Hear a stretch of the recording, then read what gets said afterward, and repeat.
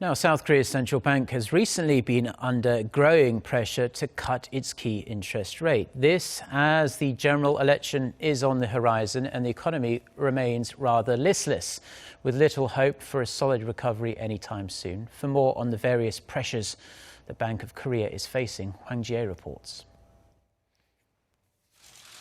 The current key rate of 1.5% is accommodative enough to support Korea's growth momentum.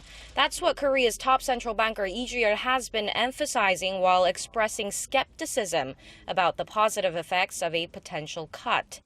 Such remarks have calmed calls for Korea to join the easing frenzy that neighboring countries like China and Japan have been engaged in.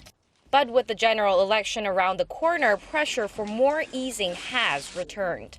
Late last month, the ruling Saenuri Party announced an election pledge that demands the Bank of Korea start quantitative easing.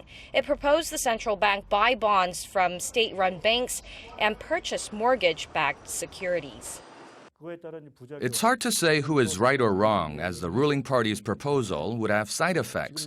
However, it's certainly an issue that policymakers should keep in mind, since Korea is seeing the limitations of its fiscal and key rate policies. The key concern is that a radical easing policy would cause a massive capital outflow because the local currency would lose value.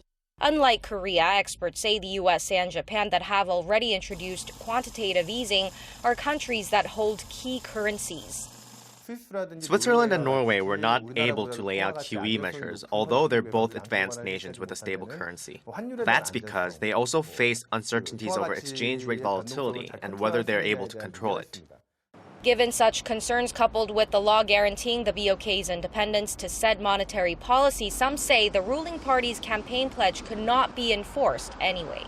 However, in light of an upcoming reshuffle of the Monetary Policy Board, market analysts expect the BOK to turn more dovish. This means discussions over more easing are likely to be heated. Hwang Ji-hye, Arirang News.